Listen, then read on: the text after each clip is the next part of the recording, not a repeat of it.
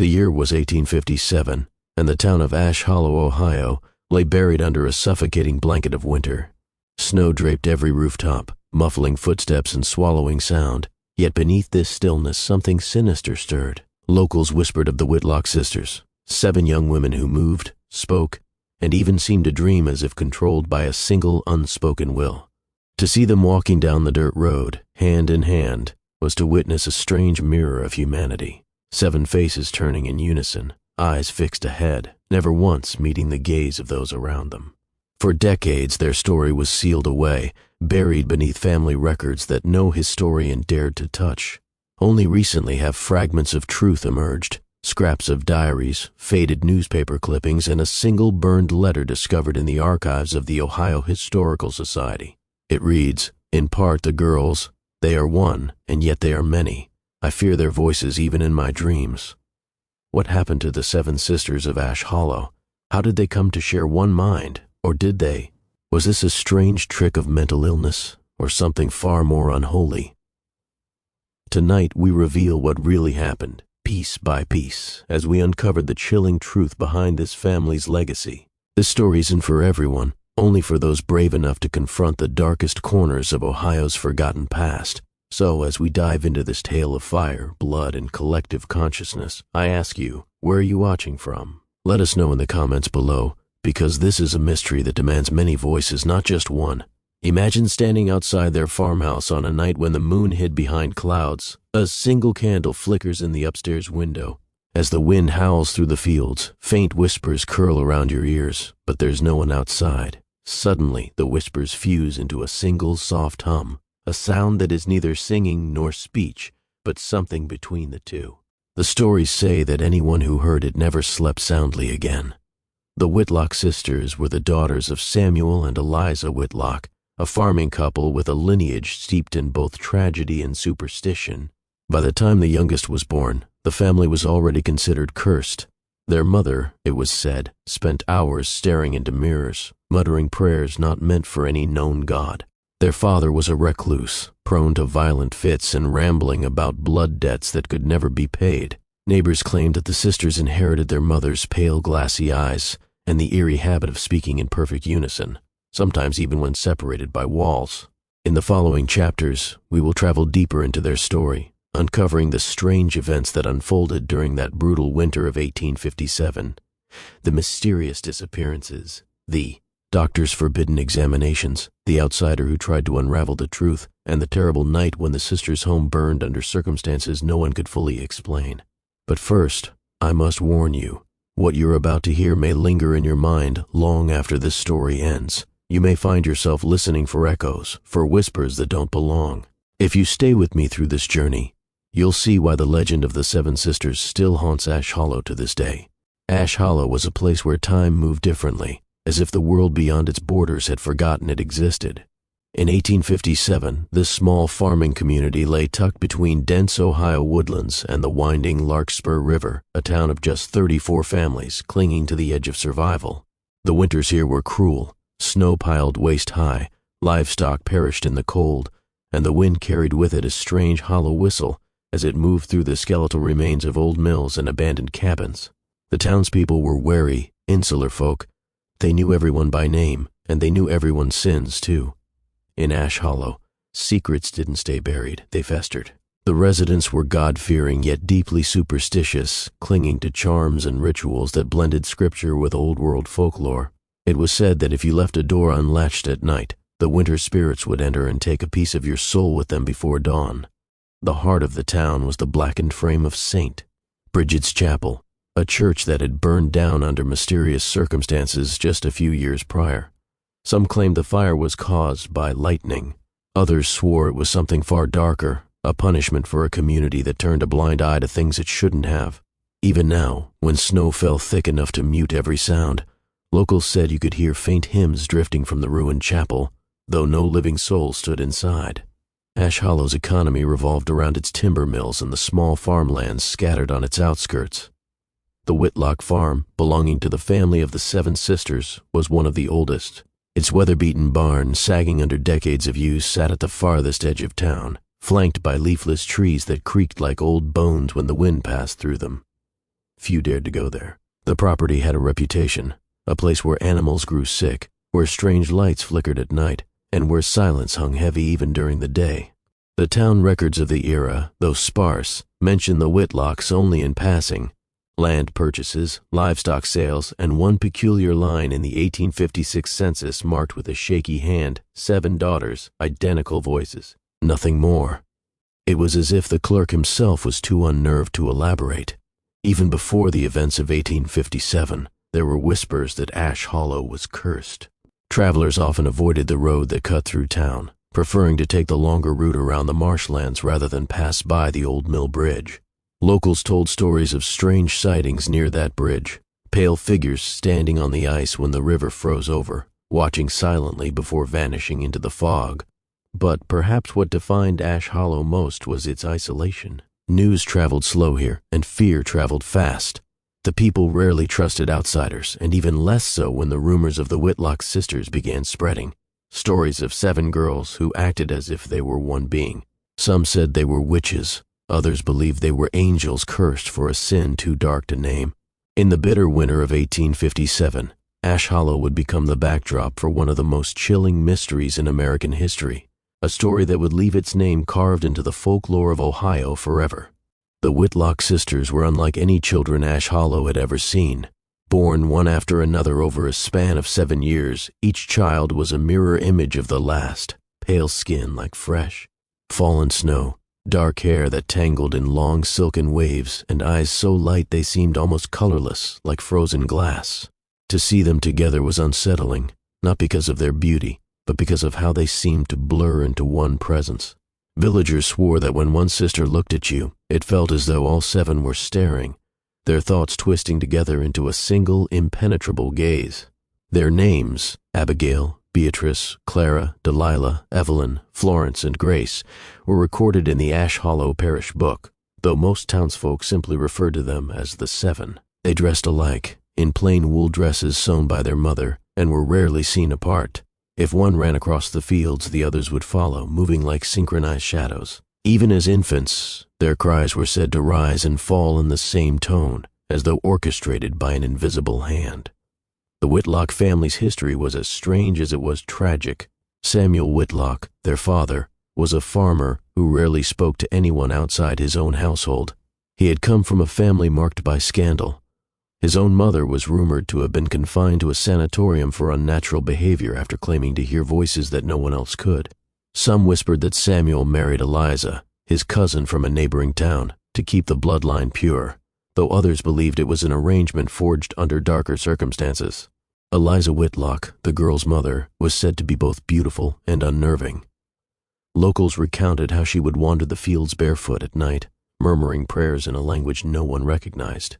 She taught her daughters to speak softly and never interrupt each other, but the girls seemed to take this rule to an eerie extreme.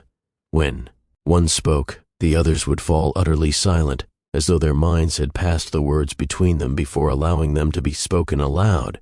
In one of the recently discovered diaries attributed to a neighbor, a woman named Martha Pruitt wrote, "The Whitlock girls do not laugh like other children. When one smiles, they all smile. And when one weeps, I swear I've seen the tears run down all their faces together. I will not let my son near them again. There is something unholy in that house." It wasn't just their behavior that raised eyebrows. It was the strange coincidences surrounding them. When Clara, the 3rd sister, broke her arm after falling from the hayloft, all 7 were said to have gone pale and clutched their left arms at the same moment. When Evelyn, the 5th, suffered a fever, the others took to their beds too, as though the illness had threaded its way through their shared consciousness. Despite their unnerving aura, the sisters rarely left the Whitlock property. They worked the farm together, tending animals and gathering crops with wordless efficiency. If a stranger passed by, the girls would stop whatever they were doing and stand still, staring in complete silence until the person left. For some, it was a harmless oddity. For others, it was proof that the family was touched by something unnatural, perhaps even cursed. But the strangest tale of all came from the town's blacksmith, Joseph Carter. He claimed that on a late autumn evening, he overheard the sisters in the woods singing in perfect unison, their voices weaving in and out of harmony like a single choir of 7 tones. As he drew closer, he swore the song shifted into words that he did not understand, but which filled him with a dread so deep he fled back to town without looking back. The Whitlock's secrets ran deep, and by the winter of 1857, they would no longer be able to keep them buried. Something was stirring in that farmhouse, a presence that was both within them and beyond them, and the town would soon feel its shadow. The winter of 1857 settled over Ash Hollow like a curse. By late November, the river had frozen solid, and the fields were buried beneath drifts so deep that even the tallest fence posts vanished under the snow. For the Whitlock sisters, this winter marked the beginning of something that no one in town could explain or forget. It started with whispers. Neighbors claimed that, on still nights, they could hear the sisters murmuring across the fields, their voices carrying through the icy wind.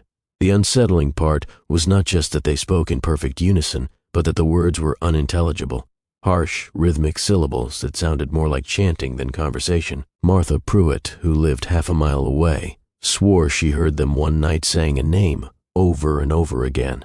It wasn't English, she wrote in a letter to a friend, but the way they said it, low and all together, felt like someone had brushed cold fingers across my neck. Soon after, odd phenomena began to spread throughout the town. Horses grew restless whenever the sisters came near, stamping and neighing until they were led away. A few farmers reported that their chickens stopped laying eggs for days after the Whitlock girls passed through the market square. One farmer, Levi Thorne, claimed he saw all 7 sisters standing in his field at dawn, staring at him silently, barefoot in the snow. When he shouted, they turned and walked away, each step in perfect rhythm, leaving a single line of footprints instead of 7. Inside the Whitlock farmhouse, strange occurrences multiplied. Windows rattled as though a strong wind had passed, yet the air outside was perfectly still. The strangest event took place in mid-December, when Clara, the 3rd sister, reportedly collapsed in the yard, her lips blue as though she drowned. When her father brought her inside, the other 6 sisters fell to the floor at the exact same moment, their breathing shallow, their eyes rolled back. A neighbor who came to help claimed that Samuel shouted at them in a voice he hadn't used before, low and guttural, and as he did, the girls all rose in unison and began whispering the same phrase, "We are awake." Local children began avoiding the Whitlock farm entirely. Some even claimed to see shadowy figures moving behind the frosted windows, though all 7 girls were accounted for in the fields. A group of boys who dared each other to spy on the sisters reported seeing something far worse, the girls sitting in a perfect circle in the snow, eyes closed, each tilting her head at the exact same moment as if listening to a voice no one else could hear. By Christmas Eve, fear gripped Ash Hollow. Even the most rational minds struggled to explain the strange events. Some whispered that the sisters were possessed by spirits of the old woods. Others believed they were conducting secret rituals, drawing power from the bitter winter nights. In the journals of a local preacher, Reverend Silas Boone, one entry stands out. "I walked past the Whitlock place tonight. Their windows glowed like lanterns in the snow, and I heard them again, the 7 voices, speaking as one." My hand shook as I wrote this. Whatever lives in that house is not natural. If it continues, we will be forced to act. This would be the last winter Ash Hollow ever regarded the Whitlocks with silent suspicion. Soon, whispers would turn to accusations, and fear would give way to rage.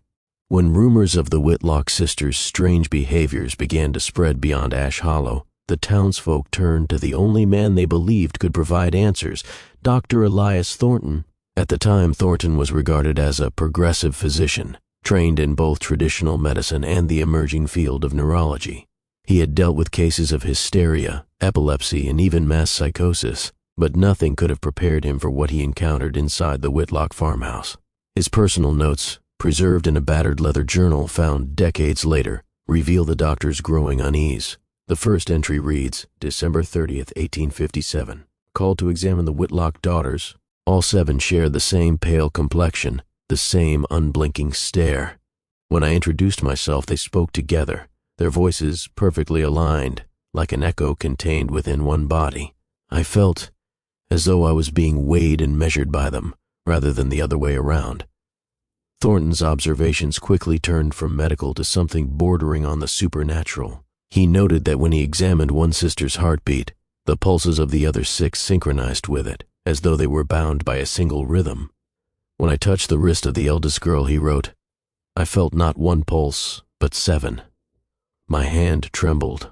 The doctor attempted a series of tests, hoping to prove that this shared consciousness was nothing more than imagination or coincidence. He separated the girls into different rooms of the house, instructing them to recite the alphabet individually. Yet each time one girl spoke a letter, the others, isolated and unseen, mouthed it silently and in perfect time. He also tested their reflexes, pricking the finger of one sister with a needle, only to find the other 6 flinching and clutching the same finger as though they too had been pierced. One of the most chilling entries from Thornton's journal describes a late-night examination under lamplight, January 3, 1858. Tonight I attempted to speak with Clara alone. She is the third born and appears the most timid. I asked her to tell me her thoughts, but before she could answer, her sisters sitting in the next room all turned their heads toward me at the same instant. "We are the same," they said. "We do not answer alone." The room felt colder than before, and I confess, I almost fled. The townspeople, desperate for an explanation, demanded that Thornton cure the sisters. He resorted to treatments common in the 19th century, tonics of laudanum and valerian root, cold compresses, and even mild electric therapy. But rather than calming the girls, these measures seemed to disturb them further. During one particularly unsettling session, all 7 began to hum in unison, a deep droning sound that made the walls seem to vibrate. Thornton recorded that the sound grew so intense that he felt his own heartbeat quicken unnaturally. As days passed, the doctor's journal shifted from clinical analysis to something darker. January 9, 1858. "I no longer believe this is an illness. I cannot explain what I see. When they close their eyes, I swear I can feel them inside my own thoughts. There is a presence here, one that moves between them, and perhaps into me as well." Thornton's final entry concerning the sisters is the most chilling of all, January 15, 1858. "Tonight they all reached for my hand at once, 7 hands, cold as stone, gripping me tightly, and they spoke, not with their mouths but in my mind. 'Do not separate us,' they said. 'We are one. To divide us is to kill us.'" After this, the doctor abruptly ceased his visits. His sudden withdrawal left the townsfolk unsettled. Some said he had gone mad. Others claimed he left Ash Hollow entirely, taking his journal with him, unable to bear the thought of what he had witnessed. Whatever the truth, Thornton's departure marked a turning point. Without a doctor to calm their fears, the townspeople's unease began to harden into something more dangerous: suspicion, fear, and rage. By mid-January of 1858, fear in Ash Hollow had begun to rot into hatred. The Whitlock sisters, once seen as peculiar farm girls, had become the embodiment of everything the townspeople feared: witchcraft, curses, and the unknowable. The strange winter phenomena, livestock falling ill, tools mysteriously breaking, and eerie voices drifting through the fields at night, were all laid at the sisters' feet. The final straw came when 2 children from the northern edge of town vanished while walking home from the frozen river. Search parties scoured the woods, calling their names into the snow-choked silence, but found nothing. Only a set of small footprints that seemed to lead toward the Whitlock property before vanishing altogether. Though no one had proof, whispers spread quickly. The girls took them. The Whitlock girls. On a bitterly cold evening, Reverend Silas Boone addressed the town at the site of the ruined St. Bridget's Chapel. His voice carried over the icy wind. "These girls, they are not what God intended. No 7 souls should act as one. I have heard them. I have seen their eyes. It is not natural. We must cleanse this evil before more children disappear." The crowd murmured their agreement. Some clutched crosses, others gripped lanterns and farming tools like weapons. Meanwhile, life at the Whitlock farm grew increasingly tense. Samuel Whitlock, already a recluse, was seen pacing the yard with an axe, muttering under his breath. Eliza stood at the windows for hours at a time, staring at the tree line as if expecting something or someone to emerge. The sisters themselves became more withdrawn. Villagers who passed by the farm swore they saw the girls standing in the yard, unmoving, their heads all tilted at the same angle like broken dolls. On one particularly cold night, Martha Pruitt, the Whitlock's closest neighbor, heard a knocking at her door. When she opened it, she found Abigail, the eldest sister, standing barefoot in the snow. Her skin was so pale it seemed to glow in the moonlight.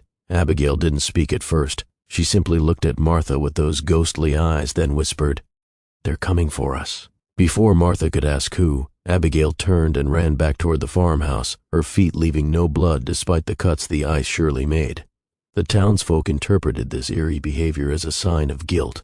By late January, a group of men, led by Reverend Boone and the blacksmith, Joseph Carter, gathered to confront the Whitlocks. Armed with lanterns and farm tools, they marched through the snow to the farm. But when they reached the property line, they stopped. Through the frost-covered windows, they could see the sisters seated around the dining table, their hands linked, their lips moving in unison. The sound that reached the men's ears was not a hymn, nor any language they knew, but something low and guttural, like a chant pulled from the depths of the earth. The men retreated, unnerved but more determined than ever.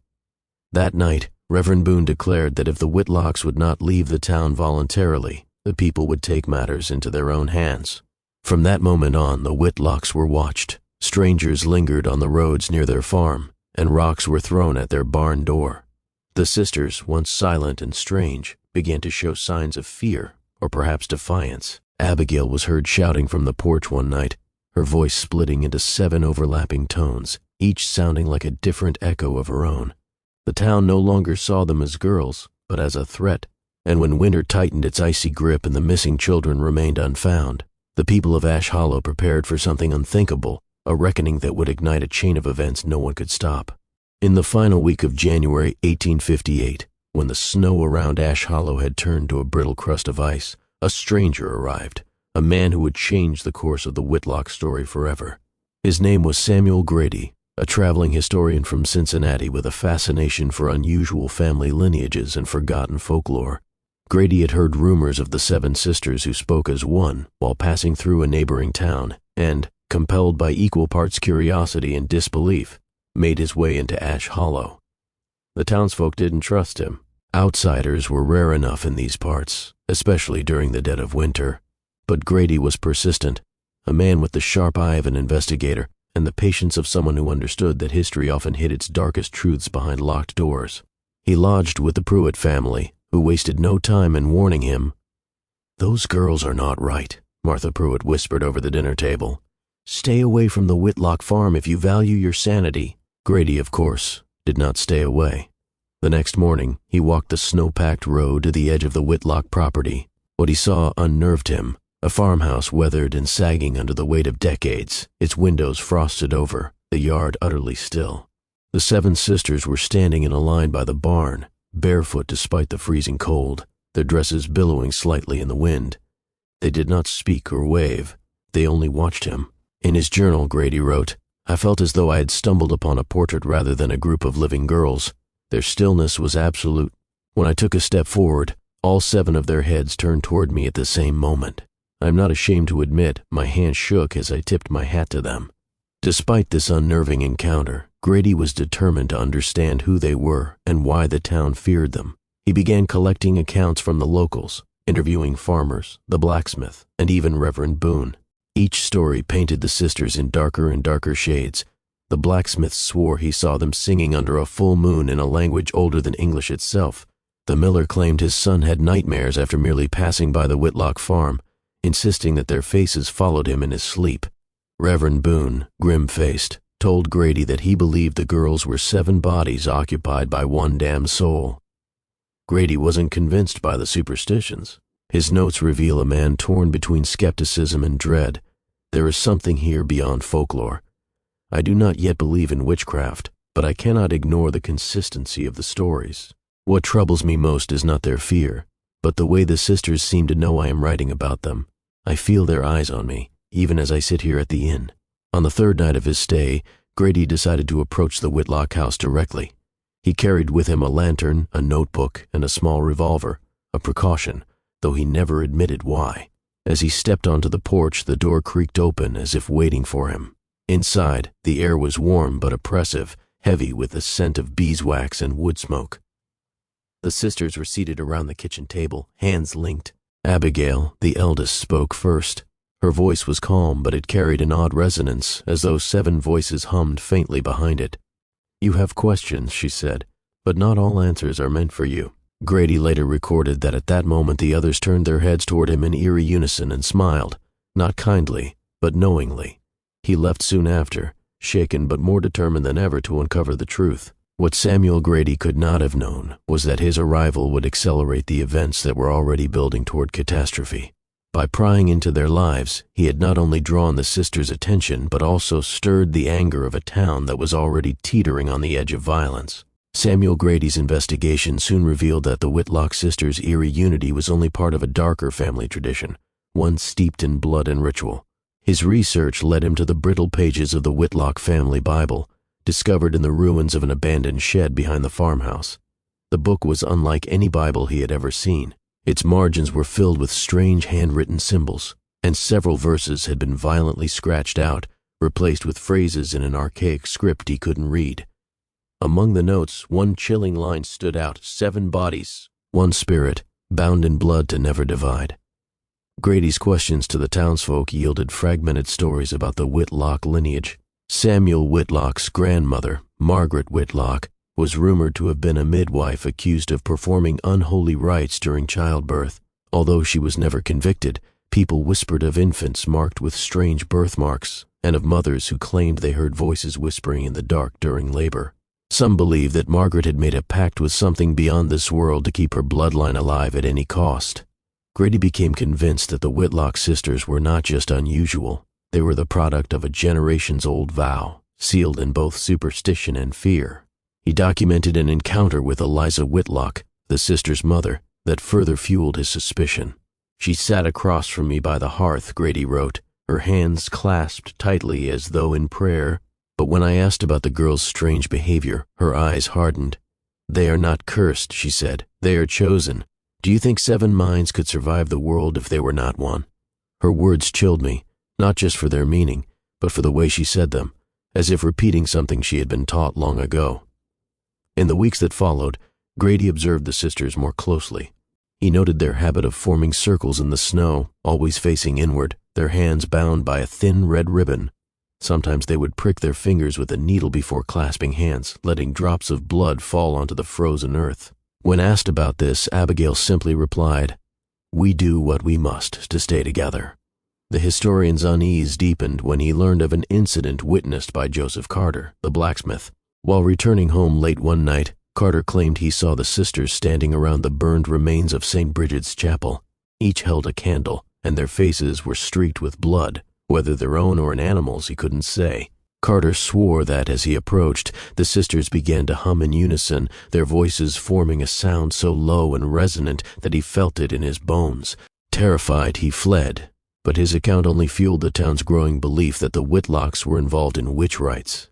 Even Grady, skeptical by nature, began to feel the weight of something unexplainable. In one of his journal entries he wrote, "There is a power among them, real or imagined I cannot say, that defies reason. When I stood near them, I felt as if I were standing at the edge of a great storm, hearing whispers of things I should not know. My dreams are troubled now. I wake in the night and hear them calling, not with their voices but inside my skull." The notion of a blood pact became undeniable when Grady discovered a faded letter hidden in the family Bible. Written in Eliza Whitlock's delicate hand, it read, "We will not let them be taken, not by time nor by God. If one falls, all fall. If one dies, all die. This is the way it must be." This chilling statement led Grady to believe that the sisters' lives, and possibly their very identities, were bound together in ways neither medicine nor science could explain. As Grady prepared to confront Samuel Whitlock about the family's past, he could not have known that his discoveries would soon draw the attention of Reverend Boone and the townsfolk. In their eyes, the rituals and blood markings were not just strange customs, they were the unmistakable signs of witchcraft. And witchcraft in Ash Hollow could not be tolerated. The tension was about to explode. The winter night of 1857 would forever mark Ash Hollow with a scar no snowfall could erase. It was a night when the brittle silence of the frozen town shattered beneath a darkness darker than the moonless sky. That night, the Whitlock farmhouse became the stage for a tragic crescendo of fear, fury, and the unexplainable. It began in the late hours of January 23rd when the temperature plummeted to 20 degrees below zero. The wind howled through the skeletal trees like a chorus of lost souls, rattling the wooden shutters of the Whitlock home. Inside, the 7 sisters sat around the long dining table, hands bound by the faded red ribbon that had become their unspoken symbol, a symbol of unity and a binding oath none dared break. Their pale faces were solemn, their eyes fixed on a single point in the room as if listening to a voice no one else could hear. Outside, the townsfolk had gathered in small groups, whispers spreading like wildfire through the snow-dusted streets. Reverend Silas Boone led the charge, his voice hoarse with conviction as he urged the townspeople to end the evil that festers beneath their roof. Tension had been mounting for weeks, and that night, fear crystallized into resolve. A group of men, farmers, laborers, and tradesmen armed with pitchforks, torches, and a few hastily procured firearms, made their way through the dark woods toward the Whitlock farm. Their breaths hung in icy clouds as they approached, their footsteps crunching on the frozen ground. Some carried lanterns, their flickering light casting monstrous shadows on the snow. The first sign of life was a faint humming, low and steady, that seemed to vibrate through the cold air. As the men reached the edge of the property, they saw the farmhouse windows glow with an unnatural orange flicker, the light of flames already licking the night sky. Inside, the sisters had somehow begun a ritual, chanting in a language long forgotten, their voices melding into a singular, haunting melody that filled the house. The air grew thick with the scent of burning wood and something far more metallic, blood. Samuel Whitlock was found by the search party near the barn, clutching an axe, his clothes stained with soot and fresh blood. His face was wild, eyes glazed with a desperate madness. When questioned later, he claimed the flames had started on their own, a punishment from a force beyond human hands. The fire consumed the farmhouse rapidly, the dry wood crackling and snapping as if hungry for destruction. Flames burst through the windows, turning the home into a furnace of despair. The men tried to break down the front door, but it resisted like a barrier against the storm outside. Witnesses reported seeing the silhouettes of 7 figures moving inside the blaze, sometimes together, sometimes apart, before vanishing in the thick smoke. No one dared enter as the fire roared, fearing what awaited them inside. When the flames finally died and the ashes cooled, the Whitlock farmhouse was no more. Among the ruins, the townsfolk found only charred remnants, fragments of clothing, twisted nails, and a single red ribbon, burned but unmistakably the same that once bound the sisters' hands. The fate of the 7 sisters remains a mystery. Some believe they perished in the fire, consumed by the very pact that bound them. Others whisper that they escaped, fleeing into the night like phantoms, their voices forever intertwined in a chorus only the dead can hear. Reverend Boone declared the fire a divine judgment, but doubts lingered. Strange occurrences continued in Ash Hollow, ghostly chants, flickering lights near the ruins, and the faintest hint of 7 voices singing together in the dead of night. That winter night sealed the legend of the 7 sisters, an echo of unity, mystery, and darkness that has haunted Ohio for more than a century.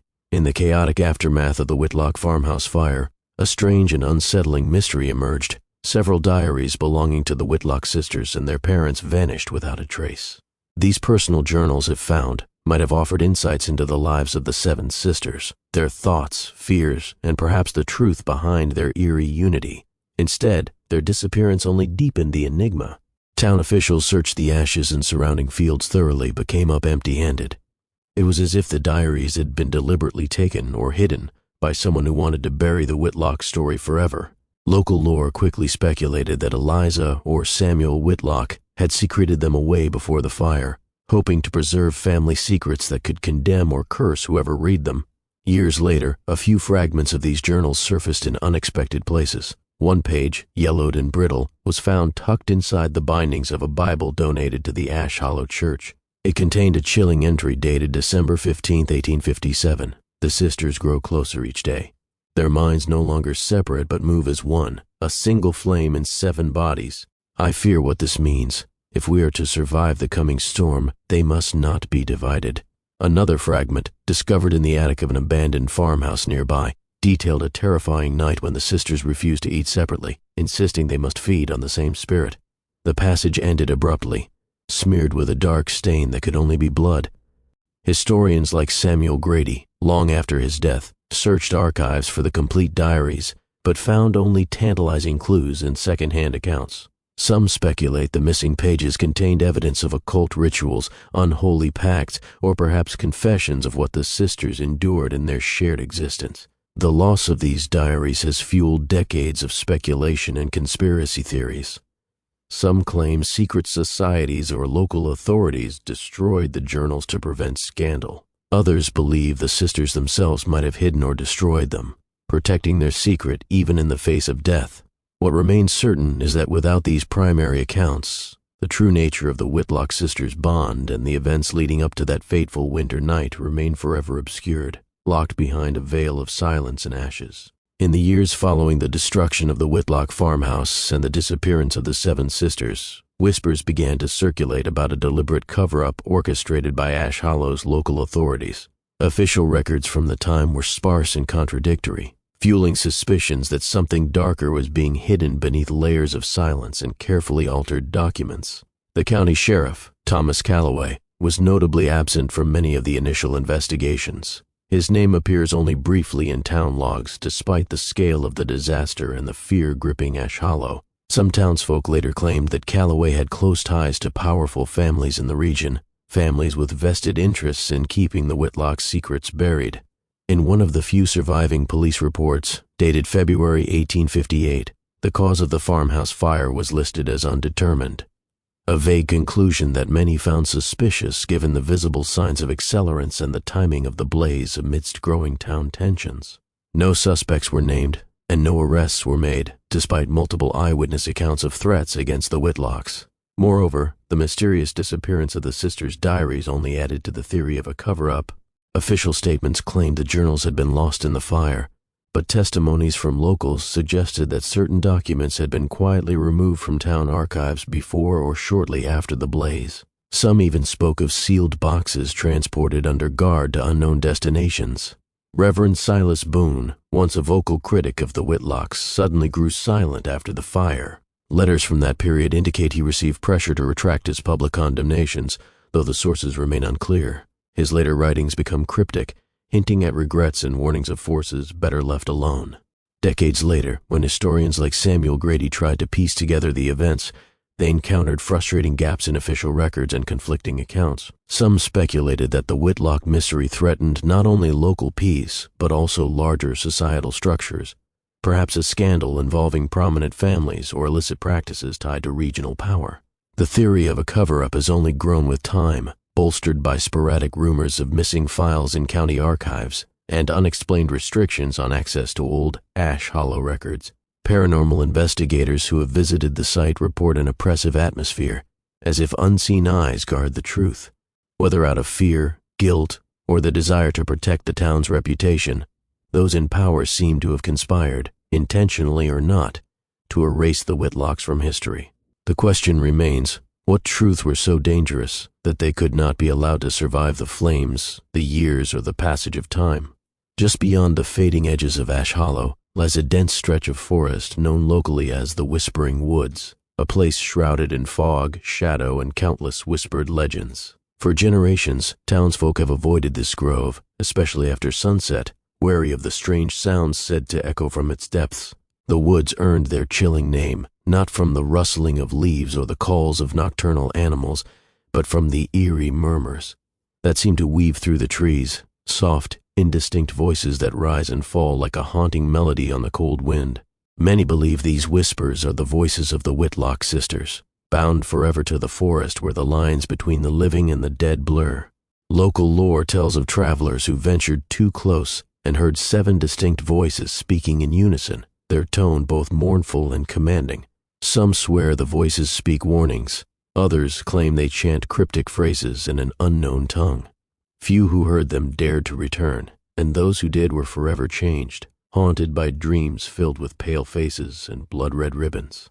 The Whispering Woods are also the rumored final refuge of the sisters.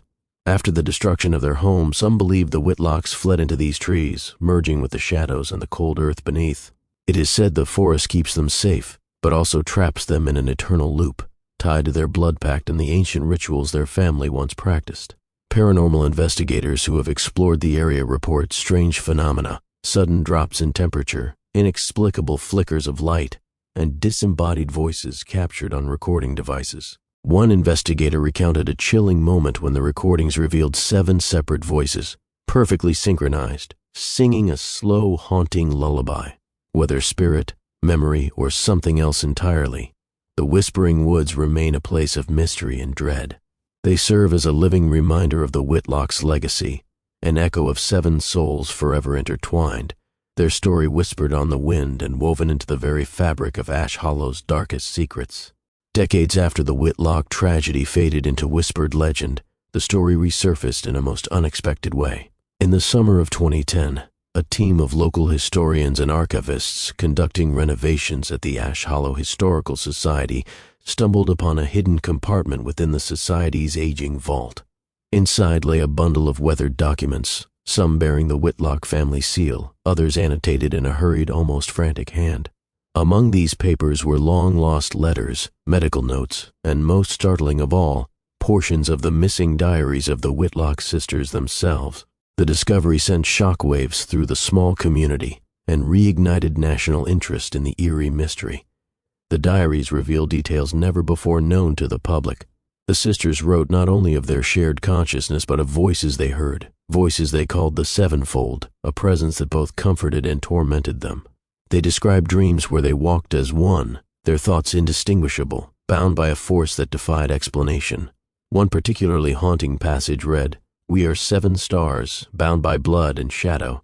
If one fades, the others burn brighter until the sky falls." Medical notes from Dr. Elias Thornton's long-lost journal also resurfaced, confirming many of the doctor's earlier observations and hinting at experimental treatments that may have worsened the sisters' condition.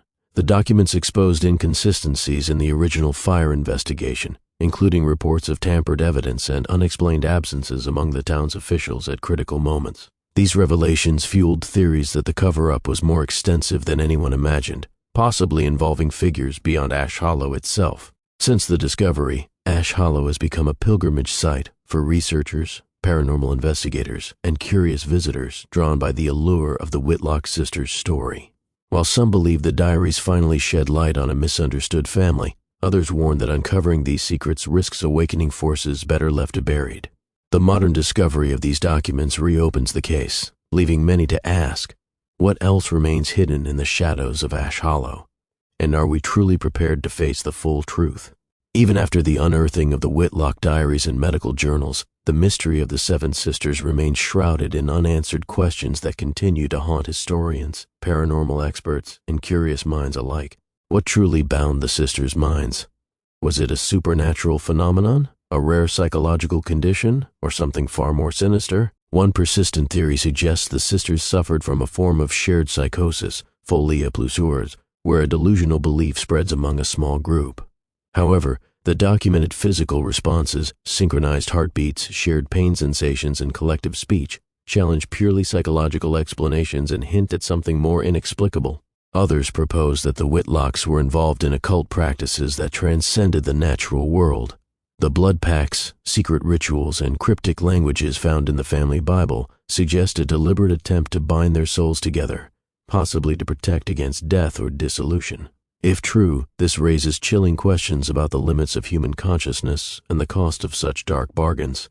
Skeptics argue that much of the story is folklore, an amalgamation of fear, superstition, and the need to find meaning in tragedy. They point to the lack of concrete evidence and the possibility of local authorities manipulating records to fuel hysteria or protect reputations. Yet, eyewitness accounts of strange chanting, synchronized movements, and the eerie sounds from the whispering woods lend credence to theories that the sisters' unity was more than metaphorical. Did their shared mind grant them power or curse them with a collective nightmare? Modern paranormal investigators continue to explore Ash Hollow, capturing unexplained phenomena on audio and video. 7 distinct voices speaking as one, sudden cold spots, and shadows that move against the wind. Could these be echoes of the sisters' spirits, trapped in the woods or wandering the ruins of their home? Perhaps the most haunting question of all is this: are there descendants of the Whitlocks still living, carrying fragments of that shared consciousness in secret? Or did the blood pact end with the fire and the 7 voices fade forever into silence? Until more evidence emerges, the mystery remains a puzzle, its pieces scattered across time, legend, and fear. It beckons those brave enough to seek the truth, but warns that some secrets may come at too high a price. Tonight, we have journeyed deep into the chilling story of the 7 Whitlock sisters, bound together by a mystery that defies explanation, whispered across centuries in the frozen shadows of Ash Hollow, Ohio. Their tale is one of unity and terror, of a bond forged in blood and shadow, and of a community gripped by fear and suspicion. What began as a peculiar family anomaly quickly spiraled into something far darker, a collective consciousness that blurred the lines between 7 souls and one mind, culminating in tragedy, fire, and a legacy haunted by silence and secrets. Yet, despite the passage of more than a century, their story refuses to fade. It echoes still, in the rustling of the whispering woods, in the lost pages of diaries, and in the faint, haunting voices some say still sing in unison on winter nights. The Whitlock's mystery touches on universal fears, the loss of individual identity, the power of collective will, and the dangers of secrets buried too deep. It forces us to question how much we truly understand about the human mind and the shadows that linger at its edges. Are the sisters victims of superstition or pioneers of a phenomenon science has yet to explain? One thing is certain, the story of the 7 sisters is not just history, it is a warning. A reminder that some bonds, no matter how tightly held, carry with them consequences we may never fully grasp. If this story moved you, disturbed you, or sparked your curiosity, let us know in the comments where you're listening from and what you think really happened in Ash Hollow. Do you believe in the shared mind? Or is there a darker truth still hidden beneath the snow? Subscribe and ring the bell for more forbidden histories and forgotten mysteries. Only the brave will learn the full truth. Until next time, stay vigilant, and beware what voices you listen to in the dark.